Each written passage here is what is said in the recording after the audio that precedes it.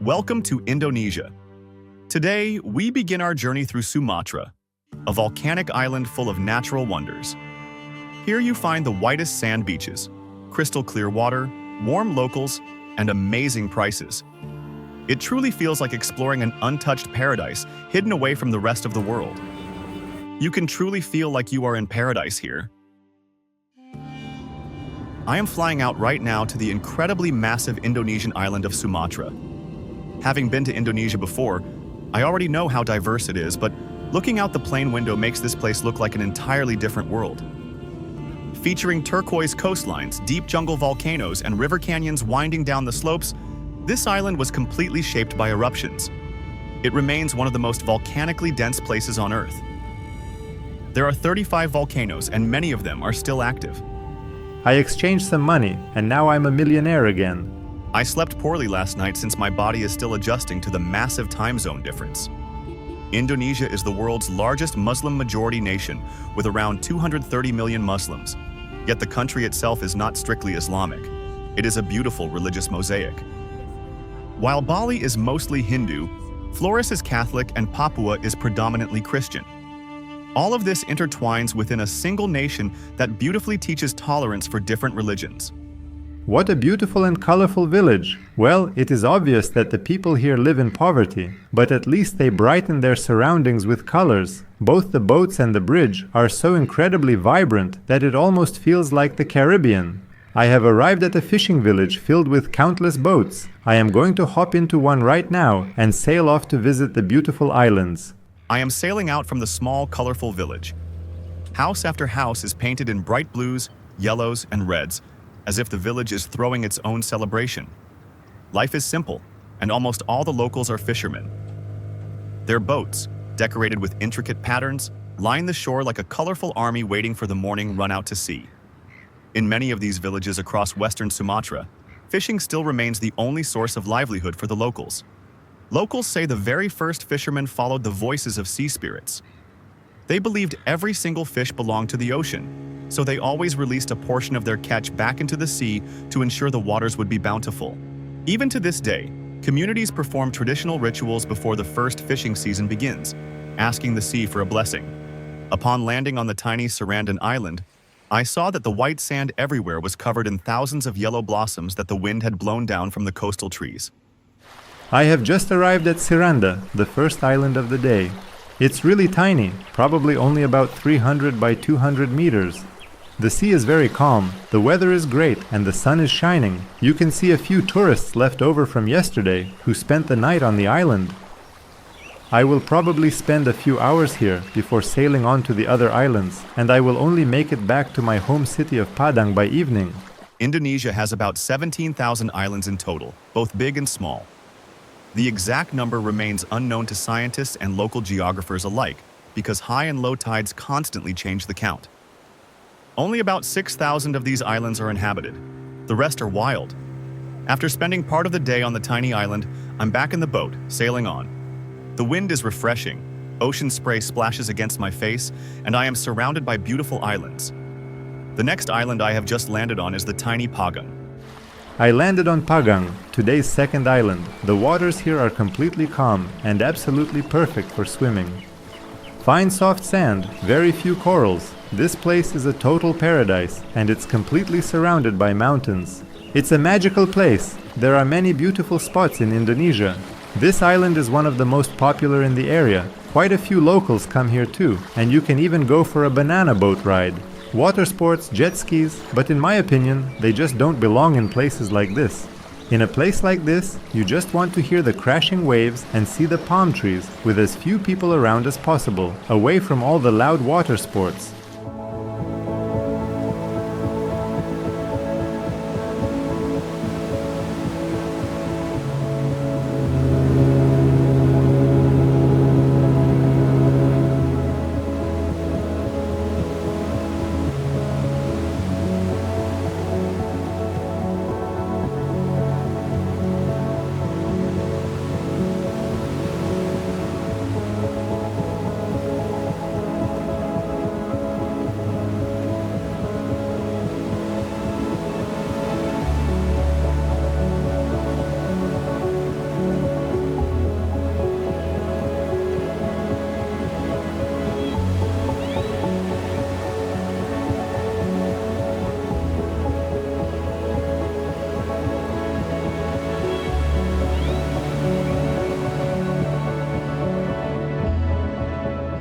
It was beautiful, wasn't it?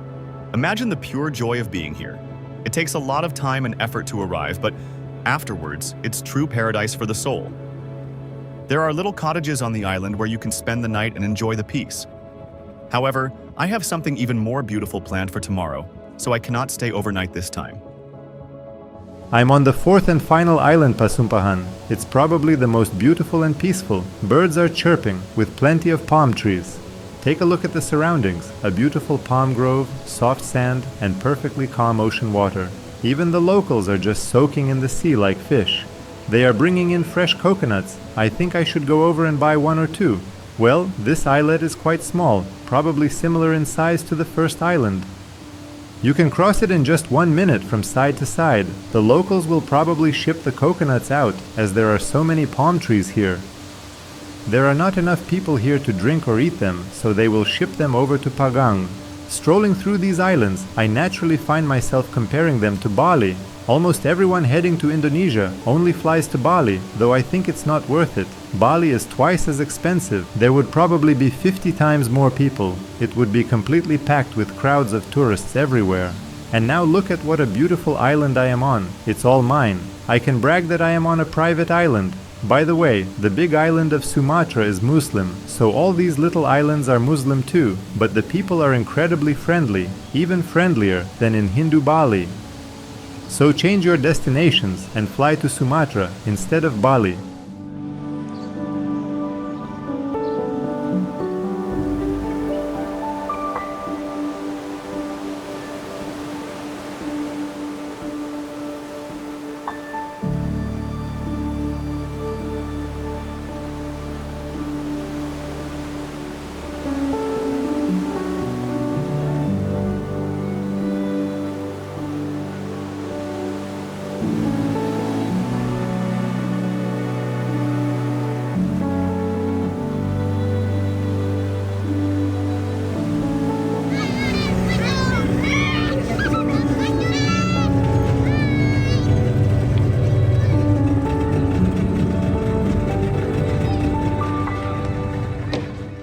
I spent the entire day exploring beautiful little islands, and now I'm heading back to my fishing village, where I rented a motorboat for $15 for the whole damn day.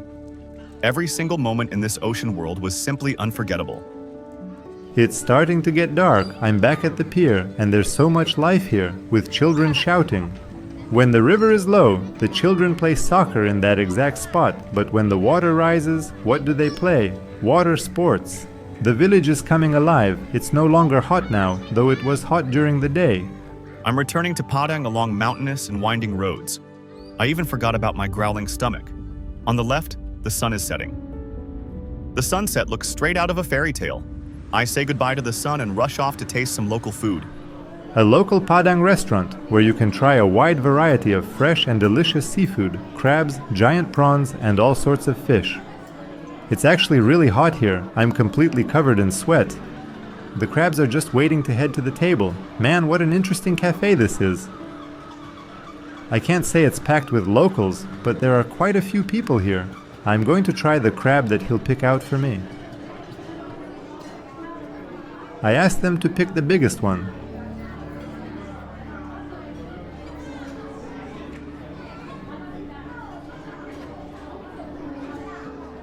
The crab is very lively and definitely doesn't want to be cooked. Well, there's no other choice. In the kitchen, the guys cook it up with a traditional black pepper sauce. They add plenty of pepper, garlic, chili, a bit of soy sauce, and fresh coconut milk to make the authentic flavor deliciously sweet, spicy, aromatic, and rich. The main dish of the restaurant is crab. Well, without waiting, let's start tasting. My mouth is already watering.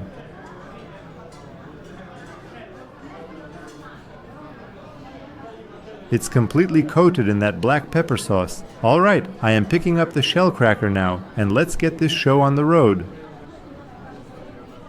All right, let's give this a try. Look at this absolutely beautiful piece from the tip of the crab.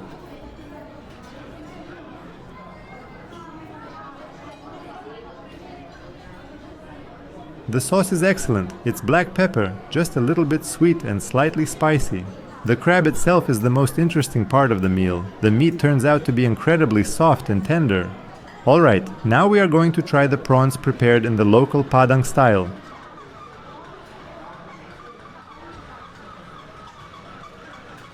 It's very delicious, but the sauce is really spicy. I've tried all the local dishes. I think I've probably sweated out way more than I actually managed to drink water. It was very spicy. It was actually delicious, but really spicy. Anyone who loves heat will truly enjoy the food, but I enjoyed it too. And altogether, I only spent around $12 for the entire meal of crab, prawns, and seafood fried rice, plus the water. The prices here are seriously hard to beat. Good morning. Today, I am heading to the distant but probably the most beautiful Mentawai Islands. Look at this ticket line. It's a bit of a disorganized mess, but we are definitely going to make it through. The VIP seat on board, a total ice freezer. Asians feel it isn't true luxury unless the AC freezes you to the bone. I arrived by ferry to Sumatra Island. Well, the ferry is pretty good. I bought a VIP ticket for $8. The economy class costs $6. But an Asian must be thinking that VIP means very cold. It was probably set to refrigerator mode. I started to completely freeze and moved to economy class, but at least it was warmer there, livable. Before, I was on an island with only Muslims, but here it's all Christians. Funny enough, they dry these betel nuts on the street right next to the local church. I'm riding my scooter around Sumatra Island right now, and I noticed they are drying something really quite interesting here. It looks like these actually are betel nuts. They look like small coconuts. They grow on those palm trees. I'm going to ride around a bit more to check out the palms, but it looks like these are the little things they use to get high. This is exactly what it looks like on that slender palm tree, seeing how the little betel nuts actually grow.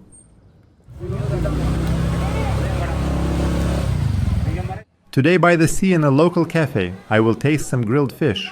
It should be incredibly delicious, and you can actually see what they are using to stoke the fire. They are burning mature coconuts that essentially act as firewood, and I will enjoy the sunset.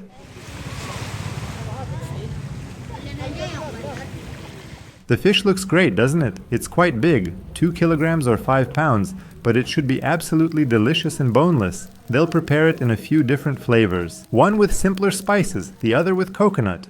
You can catch the sunset in these cozy, tiny, jungle-styled cafes. The prices are actually really good, and even some locals gather here. So I'm just waiting for the grilled fish now, and watching the sunset. Fish is easily one of the most popular dishes on the island. They catch it fresh straight from the sea, so it's absolutely worth trying. This huge fish at the restaurant right on the shore costs just $10. It's so big that it can easily feed more than one person. Here we go. Let's try the fish. They brought it out grilled, and it looks absolutely massive. Let's try it. Smells delicious. Cooked with coconut flakes, but aside from that, it's a really juicy fish. There are absolutely no bones. It's snow white and beautiful. This is exactly the kind of food you should eat by the sea.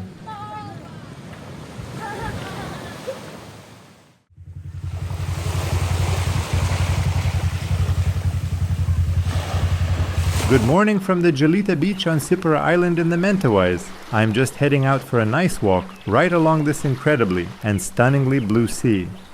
There's a bit of a mess, but that's normal. People on remote islands don't fully clean up. It's only tidy where the hotels are.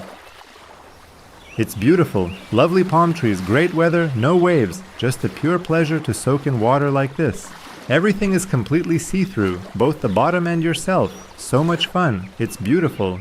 Good morning, and a very warm welcome to the Mentawai Islands. These islands are a true paradise for anyone looking for peace and wild nature.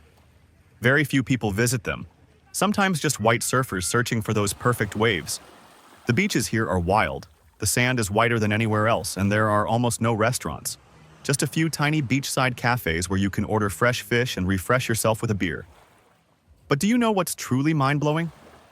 The blueness of the water. It's so clear that you can see everything under the surface, from tiny fish to the vibrant colors of the coral. Every wave, every single gust of wind invites you to feel nature with all your senses. It's a true exotic getaway where time seems to slow down. I'm strolling along the shores. It's really wild. There isn't a single hotel in sight. Not a single building, yet the beaches are the most beautiful, longest ones. It's really amazing.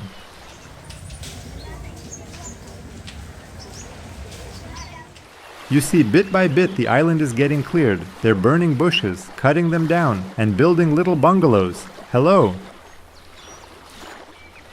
Hello there.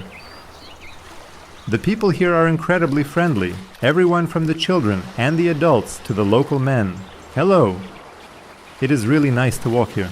You know, walking along these wild, beautiful beaches, you might ask, is he even interested? Honestly, it is interesting, but I think the secret is that I constantly change continents. Since I flew here straight from cold and icy Greenland to Indonesia, it's a completely different world again. New food, different people, a new environment, warmth and temperature. And the secret is changing continents and switching locations. It gets stale being on a beach all the time.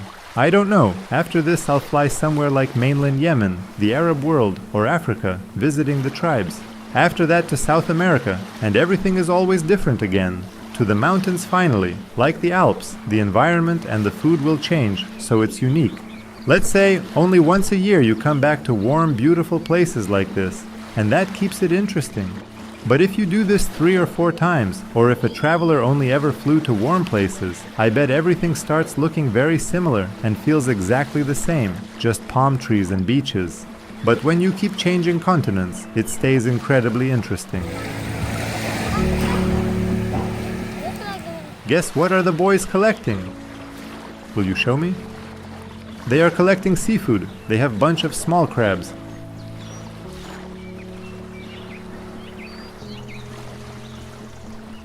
I think they will boil them. There are actually a lot of those small crabs in shells on the beach. In our country, people forage for chanterelles in the forests, while over in Indonesia, they collect crabs. The locals are sailing out to fish together with their wives. Usually, it is only men who go fishing, but around here, I actually saw 2 women sailing back in from the sea. So I'm thinking that the guy will be spearfishing underwater, while the woman holds onto the rod.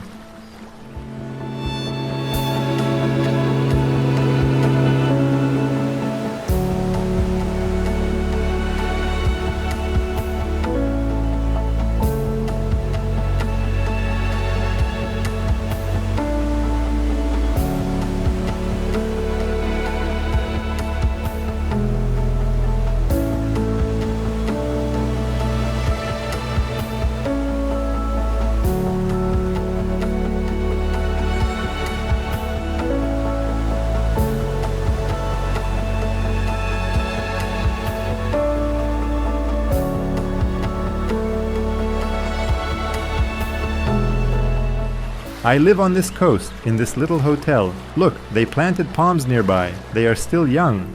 The coast is absolutely beautiful and azure. Come on, let's go inside and I'll show you the actual room and how everything looks. This is where I eat breakfast. The breakfast here is simple. Some watermelon, an egg, rice, and noodles. And look, I can see that little coconuts are already starting to grow on the tree. Over there, by the way, is a long papaya that isn't ripe yet. Once it falls down, I'll get to have it for breakfast. Let's head on inside. The building looks exactly like this. Hello. Let's climb upstairs. Just so you know, everyone is super friendly all day long, always wanting to say hello. They think it's really nice to just say hello, and I genuinely enjoy it when people are this friendly to me. Let's head on inside. The view from the balcony is actually pretty nice, looking out at the azure sea. You need to cross this little street, but it's only suitable for riding scooters. Alright then, so this is my room right here. As you can see, it is pretty simple and modest. It comes with a comfortable double bed. I pay roughly $35 per night, which actually includes a very nice breakfast as well. And the toilet is right over there. So yeah, that's it. That's pretty much everything for now. So without thinking, head to Sumatra, enjoy a cheap and beautiful vacation. Tasty and very friendly too. Today I went out for a scooter ride around the island. The roads are narrow, but they are mostly paved. There are very few cars, making it safe. Plus, the views are just stunning. The wind is in my hair. Riding a scooter is always so much fun. I stopped to have a glass of mandarin juice. It only costs about 50 cents a glass. Well, it is a really hot day, so it's going to be nice to rest up and get refreshed. I made up my mind to take a raw chicken straight over to a really small and cozy little beachside cafe to have them cook it for me on the spot. And let me tell you, the final result turned out delicious. I never would have thought that such a wild adventure would end so well. After watching a beautiful sunset, I head to the city where locals gather. Now that it's no longer hot, the real life begins here in the evening. Muslim women sit and eat, and all eyes are on me. There are very few tourists here. Children play happily, and street vendors offer their food. I was walking along the pier in the evening. When a boat pulls in, that's when the action starts. Both vendors gather, and people arrive to sit down and have dinner. It's nice to walk around.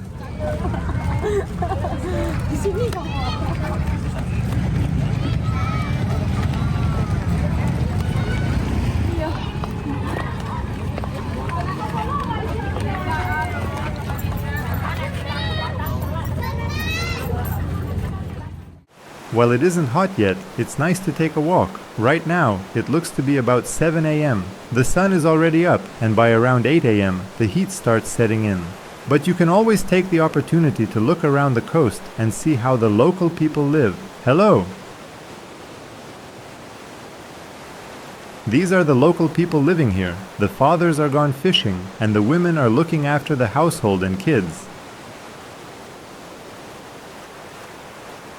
As I mentioned, the local people here are very friendly, both children and adults. While the morning sun shines, lilies bloom beautifully. Papayas grow near local houses, and people chat in the water. A peaceful life.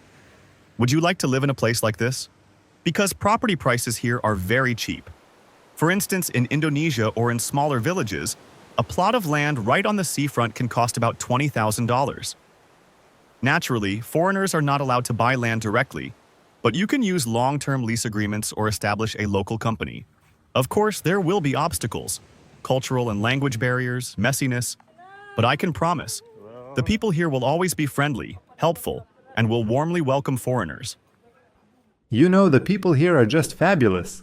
I haven't caught a single angry look. If I were getting dirty looks, I probably wouldn't be filming these hard-working people. But even while working, they smile, greet me, and strike up a conversation. An incredibly great atmosphere. Oh, they took the little goats on a scooter. It's possible they will end up on someone's dinner table. A little local shop located in the Mentawai Islands. Well, there are many products, and I would say the smell is not that good, since there are dried fish.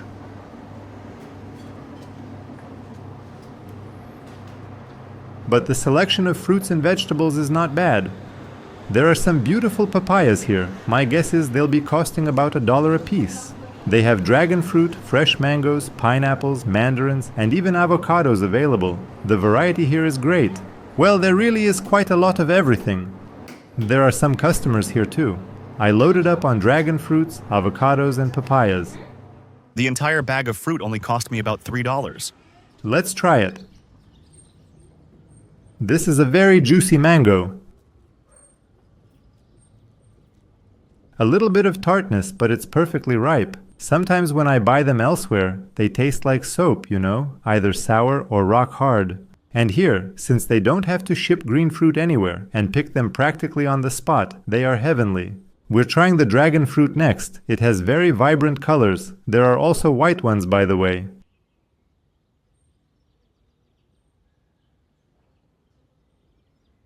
Incredibly sweet, and it stains your lips too. Nice crunchy little seeds. In the tropics, the fruit is always heavenly. Hello there. Do you need some help with anything? Coconut? Coconut. Uh-huh. Okay. Nice. As you walk around the town, you see coconuts absolutely everywhere you look. That's a papaya tree, of course, but wait, I can actually see mangoes hanging over there too. Let me show you. It must be their season now. Look, what absolute beauties. I would really love to have a tree like this in my backyard. So cool! This one here is still quite small. Sometimes they can grow into a massive tree, just like an oak. Nothing but mangoes. Honestly, coconuts are to them what apples are to us. They fall rot, nobody wants them, and they're extremely cheap here. I'm definitely planning to drink them while I'm here. If you buy them on the street, even in Indonesia, where there are palms everywhere, a single fresh green coconut costs only about 30 cents. If you get it in a cafe, it costs about $1. Now they use the coconut for all kinds of different things. You see, they use their husks to fire up grills. They eat them, drink them, ferment them, and honestly, I've heard that you can even distill moonshine out of them. Everywhere I go, I see children playing. Families in Indonesia are quite large too. Since they are Muslim on this island, they definitely tend to have a lot of children over here. I see they're drying them out here too. I can guarantee you they'll be using those coconut husks later to start a fire, do some grilling, or cook up some food. Just look at how many coconuts there are, drying out in the sun, and the chickens are definitely leaving their own special seasoning on them. There's also a pretty large area like this back there behind the house.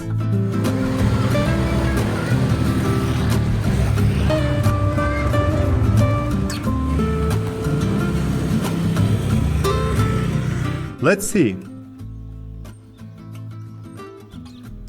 Fermentation doesn't smell yet. It will probably just dry up. Then everything will be grated onto shavings and sent to the west. It will end up on your table.